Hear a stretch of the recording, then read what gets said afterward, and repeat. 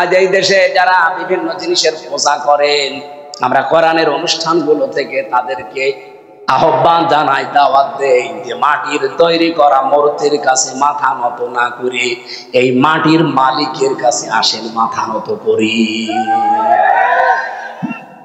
যে জিনিস নিজে দাঁড়াতে পারে না, যার পেছনে বাঁশ দেওয়া ছাড়া খাড়া হয়ে থাকতে পারে না, আপনি বাংলাদেশে যত মূর্তি আছে একটু দেখেন। আমি ছোট করছি না তাদের ধর্মকে, তারা তাদের ধর্ম মানুক, কিন্তু তাদের বিবেকের কাছে আমার প্রশ্ন, এই দেশে আজকে লক্ষ লক্ষ মূর্তি বিভিন্ন জেলাতে, বলেন তো একটা মূর্তিকে পাবেন পেছনে বাঁশ দেওয়া ছাড়া খাড়া হয়ে থাকতে পারে? বাঁশ ছাড়া জীবনও খাড়া হয়ে থাকতে পারবে না। তার জায়গা মতো বাঁশ দিয়ে দেখবেন খাড়া করে রেখে দিয়েছে। আল্লাহ উদাহরণ দিয়েছে যে একটা মশা পড়লে মশা তাড়াতে পারে না, একটা মাছি পড়লে মাছি তাড়াতে পারে না। তাদের কাছে তুমি মাথা নত করো, তোমার বিবেকের উপরে কি? এখানে আহ্বান জানাচ্ছি, আসেন মাটির তৈরি করার জন্য জিনিসের সামনে মাথা নত না করে দাওয়াত দিলাম, আসেন মাটির মালিক যিনি মহান রব্বুল আলামিন তার সামনে কপাল নত করি। এ দাওয়াত আমরা দিতে পারি না? তারা হয়তো অজ্ঞ, না জেনে এগুলো করতে পারে। আপনি যদি একটু বিবেকের কাছে তাদের নাড়া দেন, দেখবেন পরিবর্তন হয়ে গেছে। যশোরের অধ্যাপককে পেয়েছিলাম, উনি বিসিএস ক্যাডার। ওনারে বলেছিলাম, স্যার আপনার ইসলাম কবুল করা লাগবে না, শুধু আমার এই কোরআন শরীফটা ইংরেজি হোক বাংলায় হোক আপনি একবার বুঝে বুঝে পড়বেন। ও আল্লাহ, 3 মাস পরে দেখি আল্লাহর বান্দা নিজের থেকেই বিবেকের তাড়নায় মুসলমান হয়ে গেছে। আজকে দেশে যেহেতু অন্যান্য ধর্মের মানুষ খুব বেশি না, আপনারা মাত্র 8 ভাগ আর আমরা 92 ভাগ, 8 ভাগ মানুষকে দাওয়াত দিচ্ছি, ফিরে আসেন আপনারা। ইয়াবুদুনানি, আমরা আল্লাহর ইবাদতে নিমগ্ন হই, মগ্ন হয়ে যায়। আল্লাহ যে ওয়াদাগুলো করছেন, ভয়ের যে সংস্কৃতি আছে, দাদাদের ভয়, আরো বিভিন্ন সাদা চামড়াদের ভয়, সব ভয় দূর করে শান্তি, স্বস্তি, নিরাপত্তা দিয়ে আল্লাহ আমাদের 56,000 বর্গ মাইল ঢেকে দেবে। এটাকে আমি বানালাম। আমরা আল্লাহর উপরে ভরসা করি। এই 42 জনের মাথা থেকে এবং ক্ষমতা বলেন, খাবার বলেন, এগুলোর ঝড়ি সব নামাবো। এমন মানুষকে আমরা ওই জায়গায় বসাতে চাই, অধ্যাপক জাহিদুর রহমানের মতো মানুষ, ডক্টর আব্দুল সামাদের মতো মানুষ। 300 জন লাগবে না, মাত্র 151 জন যদি এবার কোরআনে কারীম বুকে নিয়ে ওই জায়গায় যেতে পারে, এতদিনে দেশের মানুষ যারা না খেয়েছিলেন খাবার নিয়ে পারবেন না। আমরা এই আশা কি আন্দাজে করি নাকি এর ভিত্তি আছে? আর ভাই, বাইরের দেশগুলোতে আমি গিয়েছি, মালয়েশিয়া 2004 সাল থেকে তারা দাঁড়িয়ে গেছে, অথচ আমাদেরও নিচে ছিল তারা। সিঙ্গাপুরের দিকে তাকান, আজ বিশ্বে 257টা রাষ্ট্র। এই রাষ্ট্রগুলোর ভেতরে যদি আপনি 10টা রাষ্ট্রকে এক জায়গায় করেন, সিঙ্গাপুর তার ভেতরে ধরা লাগবে। কোথায় ছিল তারা? মাছ ধরে খেত, ওই যে জেলে বলে, জেলে, চারিদিকে সাগর আর মাঝখানে একটা দ্বীপ, এদিকে ওদিকে মাত্র 42 কিলোমিটার। অথচ বিশ্বের মানচিত্রে সিঙ্গাপুর বলে আপনাকে একটা রাষ্ট্র ধরা লাগবে। কোথায় চলে গেছে? শুধুমাত্র আইনের প্রয়োগ আর সততার কারণে। এই কয়েকদিন আগে আমি একটা দৃশ্য দেখলাম, খ্রিস্টান যারা আমাদের উন্নতি দেখতে পারে না, ইহুদি যারা আমাদের সহ্য করতে পারে না, তারা পর্যন্ত বাংলাদেশ সম্পর্কে এখন একটা কথা বলতে বাধ্য হচ্ছে যে আগামীতে বাংলাদেশ জামাতে ইসলামী রাষ্ট্রীয় ক্ষমতায় যাওয়া দরকার 5 কারণে। কয় কারণে? তার ভেতরে একটা কারণ আমি পড়ে খুব ভালো লেগেছে। ওরা বলছে জামাত ইসলামের লোকজন সৎ, যোগ্য, ভদ্র এবং নির্ভীক। এরা যে সৎ, ভদ্র, সততা নিয়ে চলে, এদের সাথে যে কথা বলা যায়, এর প্রমাণ বাংলাদেশের মানুষ এই 54 বছরের ভেতরে কিন্তু পেয়েছে। আমাদের 2 জন মন্ত্রী ছিল, এক কথা বলেন না কেন? আপনি দেখবেন এই 2 জন মন্ত্রীর সাথে যারাই কাজ করেছে, তারা যদিও অন্য ধর্মের মানুষ, তারপরেও এই 2 জনের জন্য তাদের ভগবানের কাছে পর্যন্ত দোয়া করেছে। আমি তো মাওলানা মতিয়ার রহমান নিজামীর জন্য এক হিন্দুকে দোয়া করতে শুনেছি যে তার কাছে আমি ছিলাম। একজন মেম্বার পর্যন্ত দুর্নীতি মুক্ত হয় না অনেক জায়গায়, অথচ তিনি একজন মন্ত্রী ছিলেন। শুধু দুর্নীতি মুক্ত না, 4 আনা দুর্নীতি তার মন্ত্রণালয়ে পাওয়া যায়নি। তিনি দায়িত্ব পালন করার পর 36 টাকা বেঁচেছিল, ওইটাও রাষ্ট্রকে ফেরত দিয়েছে। আপনি এর চাইতে আবার কি দেখতে চান যে তারপরও ভালো মানুষ লাগবে? মানে এর চাইতে বেশি ভালো মানুষ চাইলে আরে মানুষ দিয়ে হবে না, ফেরেশতা লাগবে। কথা বলেন না কেন? খ্রিস্টানরা যেখানে বাধ্য হচ্ছে যে এরা সব ভদ্র, এদের সাথে কথা বলা যায়, আমার তো মনে হচ্ছে এই কথার সূত্র ধরে 1500 বছর আগে আবু জেহেল যেমন নবীজিকে বলতো আস-সাদিক আল আমিন, ঠিক সেটা মিলে যাচ্ছে। সুতরাং এর চাইতে ভালো মানুষ পেতে হলে আর জামাত ইসলামী দিয়ে হবে না, এ দেশে কোনো দল দিয়ে হবে না, ফেরেশতা লাগবে। আপনাদেরকে আমি ইবনে মাসউদের একটা হাদিসের ইবারত শোনাচ্ছি, আরবিটা বলছি, যদি বাংলা বলতে বলেন আমি বলবো। আন ইবনে মাসউদ রাদিয়াল্লাহু তাআলা আনহু قال قال سمعت رسول الله صلى الله عليه وسلم فاتبعوا الصراط الاعظم। বাংলা বলা লাগবে। আবার বাংলা বললে মনে করবেন না যে হুজুর মনে হয় দিকে টেনে বলছে। ফাত্তাবিউস সিরাতাল আযম, তোমরা অনুসরণ করো তাদের যাদের দ্বারা ইসলাম তাড়াতাড়ি কায়েম করা সম্ভব। এই বাংলাদেশে 73টা দল এখন কাজ করছে। আপনি নিজের থেকেই বলবেন এই দেশে এখন তাড়াতাড়ি ইসলাম কায়েম করার সম্ভাবনা কাদের দ্বারা বেশি? আপনি অন্য কোন নামে দলের নাম বলতে পারবেন না, কারণ তাদের দ্বারা সম্ভব না। ইউনিয়নের মেম্বার থেকে আন্তর্জাতিক মহল পর্যন্ত পুরাটা কমপ্লিট করা সততা দিয়ে, যোগ্য মানুষ দিয়ে যদি চালাতে চান, আল্লাহর কসম এই দেশে জামাত বাদ দিয়ে আর কিছু পাবেন না। হ্যাঁ, হয়তো ইউনিয়ন চালাতে পারবেন, উপজেলা চালাতে পারবেন, পৌরসভা চালাতে পারবেন, কিন্তু মন্ত্রণালয় চালানোর মতো, আন্তর্জাতিক মিডিয়াগুলো, আন্তর্জাতিক বিষয়গুলো ডিল করার মতো মানুষ আপনি মিলান, সততার সাথে মিলান, নেই। যাদেরকেই দেবেন তারা আঙ্গুল ফুলে কলা গাছ হয়ে যাবে। কিন্তু আমিরে জামাতের ডাইরেক্ট ঘোষণা, জাহিদুর রহমান যদি উনি এমপি হয়, মন্ত্রী হয়, 5 বছরে ওনার 1টা টাকা বাড়বে না, যা আছে আরো কমে যাবে। অন্য কোন দলের লোককে আপনি এই ঘোষণা দিতে বলেন তো, দেন? কারো বুকে সৎ সাহস নেই। এই আসনের জন্য মাত্র একজন জামাত ইসলাম থেকে মনোনয়ন পেয়েছে, ডক্টর আব্দুল সামাদ, অথচ অন্য দলের শুনছি এক জায়গায় 20 জন। এই জায়গায় আমি জানি না, অন্যান্য জেলায় আছে। এক জায়গায় আপনি 20 জন, আর উনি মাত্র একজন। এই ঘোষণা দেন তো দেখে 20 জনের একজন ওটাকে কিনা? আব্দুল সামাদ উনি এমপি মন্ত্রী হলে 5 বছর ওনার 1টা টাকা বাড়বে না, যা আছে আর কমে যাবে।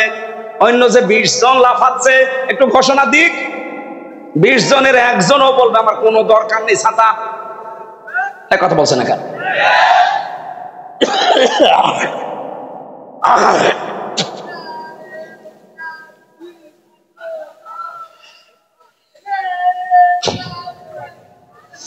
আমার ভাইরা, আমি যে কথা তুলেছিলাম সিরাত মাহফিল নাম দিয়েছেন, নবীজির সিরাত থেকে এইটা এখন নেওয়া দরকার। নবীজি 42 জনের মাথা থেকে বাকি 42 জনকে মাত্র দিয়েছিলেন 10 বছরে। তিনি বলেছিলেন খায়রুল কুরুনি করনি। আমি গ্যারান্টি দিতে পারি 10 বছর লাগবে না। বাংলাদেশে যদি 300 জনের 151 জন আপনি এরকম বানাতে পারেন, 5 বছরও লাগবে না, 2 বছরে বাংলাদেশ দাঁড়িয়ে যাবে। আরে ভাই, 2টা ঔষধ খালি প্রয়োগ করা লাগবে এখানে। একটা খাদ্যে ভেজাল বন্ধ করা লাগবে, আর দুর্নীতি বন্ধ করা লাগবে। এমনি দেশ দাঁড়িয়ে যাবে। দাঁড়াবে না মানে? মালয়েশিয়াতে যখন চলাফেরা করতাম, বাংলাদেশের চাইতে প্রায় 5 ডবল বড় দেশটা। আমার প্রতিদিন অনুষ্ঠান ছিল প্রায় 1500-2000 কিলোমিটার দূরে। চিন্তা করতাম এইভাবে যাওয়া, রাতের বেলা কি না কি হয়। ওই দেশ সম্পর্কে তো আমি ভালো জানতাম না। মরুভূমি, পাহাড়, পাথর আর পাম গাছ। 200 কিলো 300 কিলো চলে যাচ্ছে রাতের বেলা। ড্রাইভার আমারে বলছে কোনো ভয় নেই হুজুর, শুধু আল্লাহ ছাড়া কেউ সামনে আসবে না। আমি ওই দিন মনে মনে ভাবতাম, আল্লাহ, আমার দেশটা মাত্র 1150 কিলোমিটার, আমার দেশের তুলনায় এই দেশ প্রায় 5 ডবল। আমার দেশে এক জেলা থেকে আরেক জেলায় যেতে গেলে গায়ের ভেতরে ছমছম করে। এখন বাজে রাত 11:30। 12টার পরে আমি এই সিরাজগঞ্জ থেকে কুষ্টিয়ায় যেতে 2-3 জায়গায় আল্লাহর ওলিদের সাথে দেখা হবে। না তোরা পাহারা দিচ্ছে ভাব। এমন কিছু ওলি আছে যারা বলবে হুজুর যা দোয়া নিয়ে এসেছেন সব দিয়ে যান। কিন্তু মালয়েশিয়াতে আপনি চিন্তা করেন, 500 কিলো 700 কিলোমিটার, গাড়ি 120, 130, 140 চলছে, কোনো ভয় নেই, শরীরের ভেতরে ছমছম করে ওঠে। তো ড্রাইভার অভয় দিচ্ছে যে কোনো ভয় পাবেন না, আল্লাহ ছাড়া আপনার সামনে কেউ আসবে না। আমরা এরকম একটা দেশ দেখতে চাই না? এই কথা বলতে গেলে কারো কাছে মনে হয় এটা রাজনীতি মনে হবে, কারণ তাদের কাছে তো এটা ভালো লাগবে না, কারণ তারা কয়েকবার চ্যাম্পিয়ন হয়েছে। আমরা আর চ্যাম্পিয়ন হতে চাই এই দেশকে নিয়ে? আমরা চ্যাম্পিয়ন হতে চাই, কিন্তু দুর্নীতি না, দুর্নীতি মুক্ত। কথা বলেন ঠিক কিনা? এই জন্য বিশ্বের মডেল যারা, তারা অলরেডি কিন্তু বুঝে ফেলেছে। আপনি দেখেন না, আমিরে জামাতের সাথে সিরিয়াল, এখন বিভিন্ন দেশের রাষ্ট্রদূতদের সিরিয়াল এমনি না। আমার আজকে তেলাওয়াতকৃত আয়াতের সাথে একটা মিল আছে। আমরা কি একটু কথা বলতে পারি? আপনাদের দাঁড়ানো তো কষ্ট হচ্ছে এই কাদার ভেতরে, এই জন্য আমার মনে হচ্ছে শেষ করে দিই। সূরা নূর 55 নম্বর আয়াতটা পড়েছি। 64টা আয়াত আছে, মদিনায় নাজিল হয়েছে, মাত্র একটা আয়াত পড়েছি। ঐতিহাসিক প্রেক্ষাপট, শানে নজুর এবং এর বিশদ যে ব্যাখ্যাগুলো, এতগুলো দেওয়া সম্ভব না, আমি আধা ঘন্টায় শেষ করতে চাই। খুব ভালো করে আয়াতের কিছু মূল শিক্ষা যেগুলো আমি নোট করেছি এগুলো বলছি। আল্লাহ রাব্বুল আলামিন সূরার নাম দিয়েছেন সূরা নূর। কি নাম দিয়েছেন? এর 40 নম্বর আয়াতের ভেতরে এই কথাটা আছে।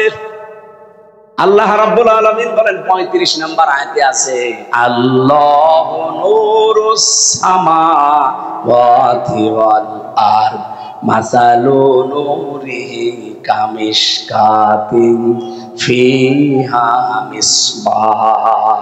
বলেন আল্লাহু আকবার। আরো বিস্তারিত ছিল কেন নামকরণ করা হয়েছে সূরা নূর দিয়ে। আল্লাহ পাকের একটা নাম নূর।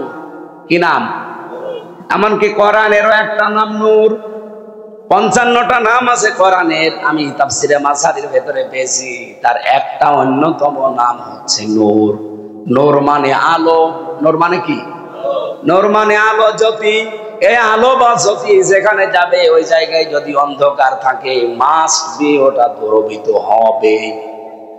আলো নিয়ে আসলেন, অন্ধকার গেল না, বুঝতে হবে ওটা আলো না মরিচিকা। এক কথা বলেন না কেন? এই জন্য আল্লাহর আইনকে আলো বলা হয়। আল্লাহর আইনের বিপরীতে যত কিছু দুনিয়ায় তৈরি করা আছে, এই সূরা নূরের ভেতরে আল্লাহ জানিয়েছেন। এটা 39 নম্বর আয়াত। রব্বুল আলামিন বলেন, আল্লাযীনা কাফারু আ'মালুহুম কাসারাবিন বিকিআতিন ইয়াহসাবুহু যামআনু মাআ হাত্তা ইযা জাআহু লাম ইয়াজিদুহু শাইআ ইলা আখিরি আয়াত।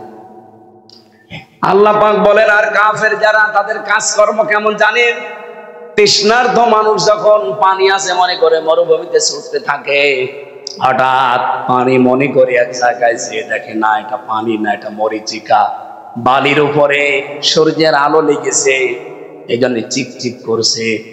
দুনিয়াতে কাফের যারা, মানুষের তৈরি করা আইনের পেছনে যারা ছোটে, ওরা মনে করে সমাজতন্ত্রে, পুঁজিবাদের ভেতরে শান্তি আছে। জাতীয়তাবাদ বলেন, পুঁজিবাদ বলেন, ধর্ম নিরপেক্ষ মতবাদ বলেন, যত নিয়ম নীতি আছে, মনে হয় এখানে শান্তি পাওয়া যাবে। কাছে যখন চলে যায়, ওই মরিচিকার মতো শান্তি তো পায় না। কি পায় সেখানে? আল্লাহ ছাড়া আর কাউকে পাওয়া যায় না। এই 54 বছরে এটা প্রমাণ হয়েছে। বহু চেষ্টা করেছেন আপনারা, এবার থামেন। এবার ইসলামের কাছে, আল্লাহর আইনের কাছে একটু এসে দেখেন শান্তি কাকে বলে, কত প্রকার, কি কি কেমন করে শান্তি হয় আপনি দেখতে পাবেন। আমার এই 33 বছরের ভেতরে 9 বছর আমি ওয়াজ করছি, 3 বছর জেলে থেকেছি। এই 9 বছরের ভেতরে আমি মানুষকে বোঝাতেই পারলাম না যে রসগোল্লা একটা জিনিস। রসগোল্লা কি? একটা মিষ্টি জাতীয় জিনিস। আমি যদি এখন জাহিদ ভাইকে সামনে নিয়ে সাহিত্যিক ভাষা দিয়ে বলি যে রসগোল্লা এরকম সাদা হয়, এরকম গোল হয়, এরকম রসের ভেতরে ডোবানো থাকে, এটা খেতে এমন স্বাদ, একেবারে জীবন মরণ পর্যন্ত আমি ওয়াজ করলাম, খেতে দিলাম না। উনি কিয়ামতের আগে টের পাবে রসগোল্লা কি। সাইদি সাহেব 60 বছর চিল্লিয়েছে, আমরাও চিল্লাচ্ছি 12-13 বছর, 9 বছর। কত মানুষ সারা জীবন আমরা চিল্লানো পাল্লানো করছি যে আল্লাহর আইন, আল্লাহর আইন। এটা আজ 54 বছর হয়ে গেল, আমরা কায়েম করতে পারি নাই। তা আপনাদেরকে আমরা বোঝাবো কি করে যে শান্তি কি জিনিস। আল্লাহর আইনটা এবার কায়েম হতে দেন। আমার তো আশা এবার কায়েম হবে। যারা আছেন তাদেরকে নিয়ে হবে, যদি না থাকেন আপনাকে বাদ দিয়ে আল্লাহর আইন এবার কায়েম হবে ইনশাআল্লাহ। আপনাকে নিয়ে হবে, আর আপনি যদি বিরোধিতা করেন আপনাকে বাদ দিয়ে ইসলাম এবার সংসদে যাবে। আর যদি এবার যায়, শান্তি কি বলে, রসগোল্লা কি জিনিস আপনি টের পাবেন। পৃথিবীতে কোন জায়গায় ইসলাম এখন প্রতিষ্ঠা পায়নি, শুধু আফগানিস্তান বাদ দিয়ে। ওখানে কি শান্তি? হ্যাঁ, ওই দেশ সম্পর্কে উল্টাপাল্টা ধারণা বিশ্বের কাফের মুশরিকরা আমাদেরকে দিচ্ছে, কিন্তু কি শান্তি আপনি চেয়ে দেখেন। কিছু নিজ নিয়ে আমার ভেতরেও তাদের সম্পর্কে যদিও মতভেদ আছে যে এই বিষয়গুলো আরো স্যাক্রিফাইস করা দরকার, কিন্তু সেখানে আল্লাহর আইন 100 ভাগের 100 ভাগ আছে। এই জন্য শান্তি কি তারা টের পেয়েছে। বিশ্বের কাফের মুশরিক ইহুদি খ্রিস্টানরা ভালো করে জানে এরা আফগানিস্তানে যে শান্তি পাচ্ছে, এটা যদি বিশ্বের মুসলমানেরা জানে, এ দল মত বাদ দিয়ে তখন ছুটবে আল্লাহর আইনের দিকে। এই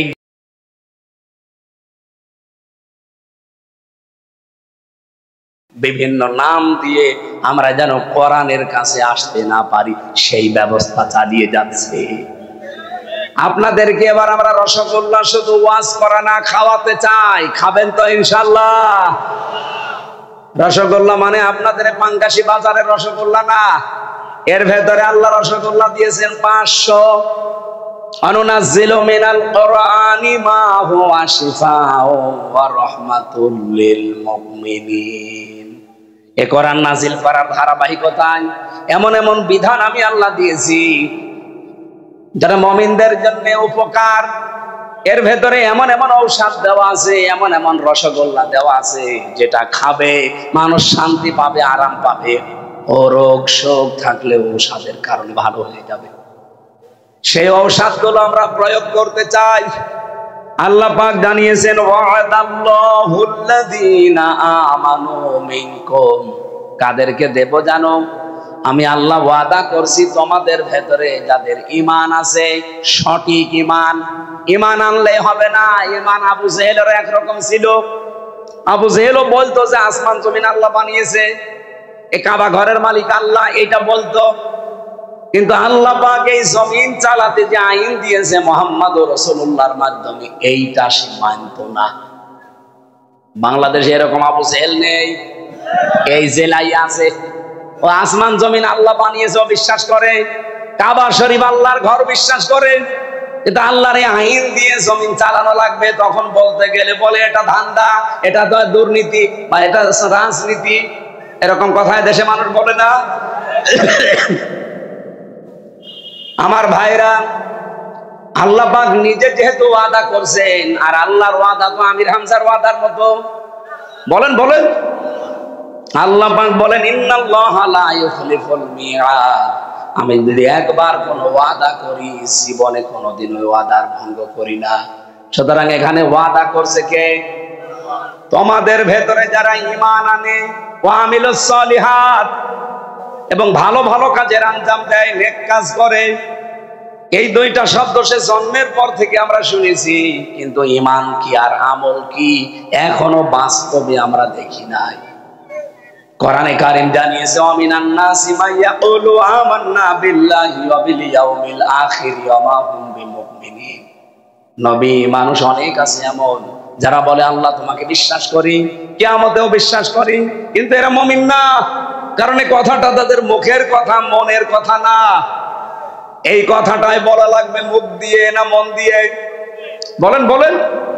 যারা মন দিয়ে বলতে পেরেছিল আপনি তাকান তাদের দিকে, তাদের জন্য আল্লাহ আয়াত নাযিল করেছেন। যারা শুধু মুখে না মন দিয়ে বলতো লা ইলাহা ইল্লাল্লাহ মুহাম্মাদুর রাসূলুল্লাহ, আল্লাহ তাদের প্রতি এত খুশি হয়েছিলেন, কোরআনে কারীম জানিয়েছে রাদিয়াল্লাহু আনহুম ওয়া রাদু আন। রব্বুল আলামিন বলেন আমি আল্লাহ যেমন তাদের উপরে খুশি হয়ে গেছি, তারাও আমার উপরে খুশি। জোরে বলেন সুবহানাল্লাহ। আমি এই রাদিয়াল্লাহু আনহুর ব্যাখ্যা করে দেখেছি। আল্লাহ পাক সাহাবায়ে কেরামের প্রতি খুশি হওয়ার পেছনে আমি 6টা কারণ পেয়েছি। এদিকে তাকান। আমাদের উপরে আল্লাহ খুশি হবেন, রাজি হবেন যদি ওই 6টা কারণ পাই। 1 নম্বরে সাহাবীদের মুখের কথার সাথে মনের কথার 100 ভাগ মিল ছিল। একটু জোরে দেন। কিন্তু আমাদের মুখের কথার সাথে আজ মনের কথাটার মিল নেই। আগামীতে কি এরকম করা যাবে? আর মুখ দিয়ে যেটা বলবেন ওইটা যেন আপনার মনের কথা হয়। আল্লাহ কবুল করেন, বলেন আমিন। রব্বুল আলামিন বলেন যদি সত্যি ঈমান সঠিকভাবে আনতে পারো আর ভালো ভালো কাজের আঞ্জাম দিতে পারো, আমি আল্লাহ কি করব জানো? লা ইস্তাখলিফান্নাহুম ফিল আরদ, জমিনের খলিফা বানাবো তোমাদেরকে, খেলাফতের দায়িত্ব দেব। কামাস্তাখলাফাল্লাযীনা মিন ক্বাবলিহিম, তোমাদের পূর্বে যারা বিদায় নিয়েছে তাদেরকে আমি দিয়েছিলাম এই 2টা কারণে। আর জমিনে যদি সত্যিই তোমরা খেলাফতের দায়িত্ব পালন করতে পারো, কয়েকটা উপকার দুনিয়ায় দেখতে পাবে। 1 নম্বরে ওয়ালা ইউমাক্কিনান্না লাহুম দীনালাহুম আল্লাযী ইরতাদা লাহুম, তোমাদেরকে আল্লাহ প্রতিষ্ঠা দান করবেন। এই আয়াতটা পড়ার পরে আমার বাংলাদেশের সাথে মিলিয়ে মনে হয় আল্লাহ এখনই আয়াতটা আমাদের জন্য নাজিল করছেন। এদেশের ঈমান কিছু মানুষের এমন কঠিন, ইস্পাত পাথরের মতো শক্ত, এবং তাদের আমল, তাদের বিশেষ করে দিনের আমল আর রাতের আমলগুলো, এগুলো আমার আল্লাহ হয়তো খুশি হয়ে গেছেন। তাদেরকে আল্লাহ জমিনের শাসন ক্ষমতা দিয়ে কিছু উপকারের কথা বলেন। কি উপকার করব জানো? 1 নম্বরে আমি আল্লাহ যেই দিনের উপরে রাজি আছি ওই দিন তোমাদের ওখানে প্রতিষ্ঠা করে দেব, তার নাম ইসলাম। বলেন বলেন। বহু মানুষ বিরোধিতা করছে এই দেশে এবং করবেও আন্তর্জাতিক ভাবে, কিন্তু আল্লাহ বলেন ঈমান আর আমল যাদের সত্যিই সঠিকভাবে আমি পেয়ে যাব, তাদের সাথে আমার ওয়াদা এই যে জমিনের খেলাফতি তাদেরকে দেব। এবার আল্লাহ যেন আয়াতটা আমাদেরকে দেখান তার নিজের পছন্দ করা দিন, যেটা আল ইয়াউমা আকমালতু লাকুম দীনাকুম ওয়া আতমামতু আলাইকুম নি'মাতি ওয়া রাদিতু লাকুমুল ইসলাম দীনা। যেই দিনের উপরে তিনি রাজি আছেন সেই দিন, তার নাম আরো জোরে ইসলাম। 4500 দিন আছে দুনিয়ায়, ধর্ম আছে, কোন ধর্মের উপরে আল্লাহ রাজি না, একমাত্র ধর্মের উপরে আল্লাহ রাজি, তার নাম ইসলাম। তারে রাজি হওয়া, খুশি হওয়া ইসলামকে এবার বাংলাদেশে আমার মনে হচ্ছে আল্লাহ প্রতিষ্ঠা করবে। এটা আল্লাহর 1 নম্বর ওয়াদা। 2 নম্বরে ওয়ালা ইউবাদদিলান্নাহুম মিন বাদি খাউফিহিম আমনা, আল্লাহ বদল করে দেবেন তোমাদের জন্য ভয় ভীতির যে পরিবেশ, এই জায়গায় আল্লাহ নিরাপত্তা, শান্তি, স্বস্তি এইগুলো আল্লাহ দেবেন। এটা বাংলাদেশে আল্লাহ দেয়নি। আগে এই অনুষ্ঠানটা করতে 14 জায়গায় পারমিশন নেওয়া লাগতো, এরপরও ভয় ছিল, না জানি কখন কি হয়ে যায়। কিন্তু আল্লাহ এমন একটা ব্যবস্থা করে পরিবর্তন করে দিয়েছে, অনুমতি তো নেওয়াই লাগবে না, আর নিরাপদে বসে বসে কোরআন শোনা যাবে।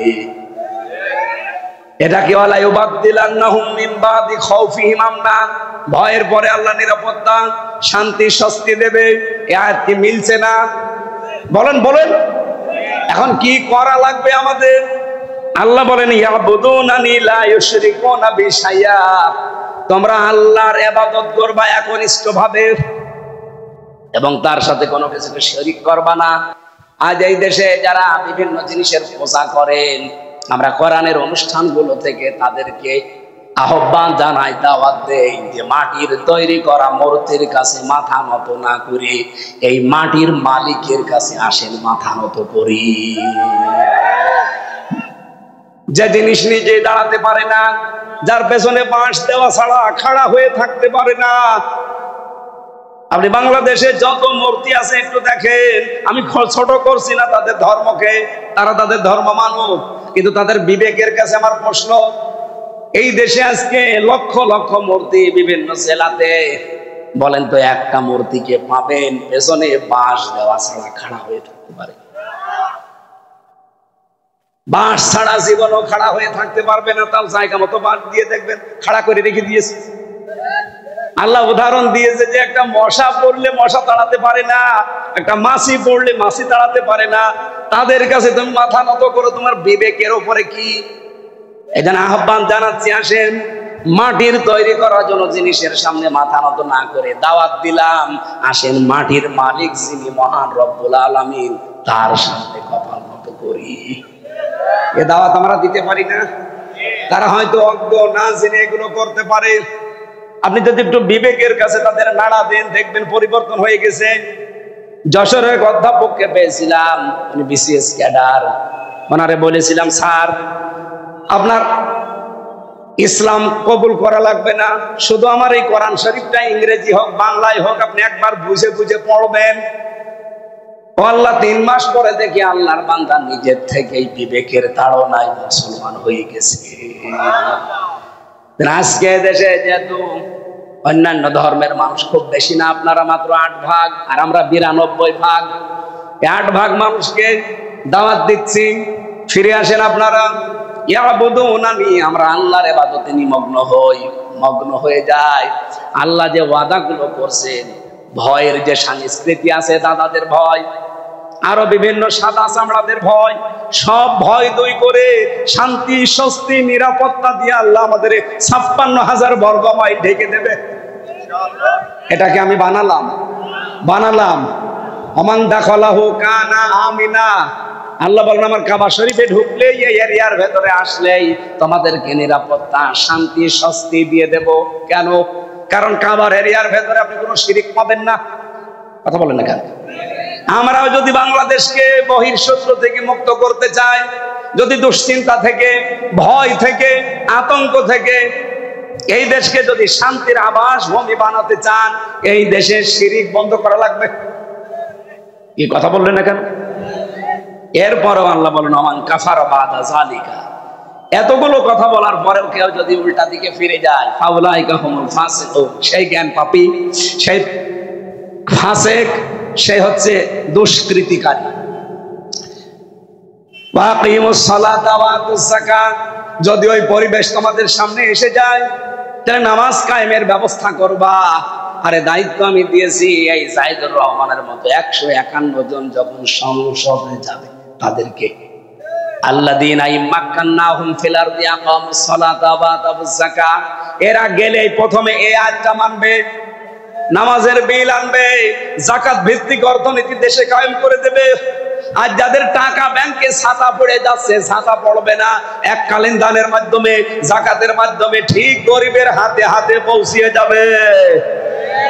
কি করে শান্তি নিয়ে আসা লাগে এগুলোর ঔষধ তো আছে, শুধু অ্যাপ্লাই করা লাগবে। এক কথা বলেন না কেন? ওয়াতিউর রাসূলা, রাসূলের আনুগত্য করো।